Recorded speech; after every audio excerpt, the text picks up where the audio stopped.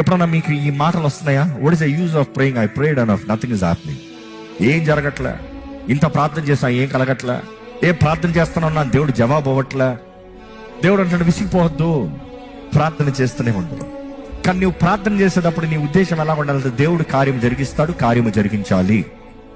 Pray with faith, విశ్వాసముతో ప్రార్థన చేయండి. ఈరోజు ఎంతమంది నిజంగా మీరు దేవుని దగ్గర ఆగక అలియక వెళ్ళి ప్రార్థన చేస్తున్నారు? It could be for your sickness, it could be for your disabilities, it could be your finances, it could be your mental torture, what ever. ఈరోజు ఎంతో మంది ఎన్నో రకాల మెంటల్ టార్చర్లో వేదన పడుతున్నారు. మనుషులతో చెప్పుకోలేని, మనుషులతో చెప్పుకుంటా పరువు పోతుందని బయటికి కక్కలేక లోపట మెంగలేక ఉన్నారంట. లోపట జస్ట్ టార్చర్డ్ లైఫ్. మీ ప్రార్థన ఎంతసేపు ఉందండి? Can you pray day and night? కొన్ని విషయాలు డే అండ్ నైట్ ప్రే చేయము, కానీ కొన్ని విషయాలు they deserve to pray day and night. కొంతమంది పోరాటంలో ఉన్నారు, కొంతమంది కష్టాల్లో ఉన్నారు, కొంతమంది లైఫ్ అండ్ డెత్ ఫ్యాక్టర్లో ఉన్నారు.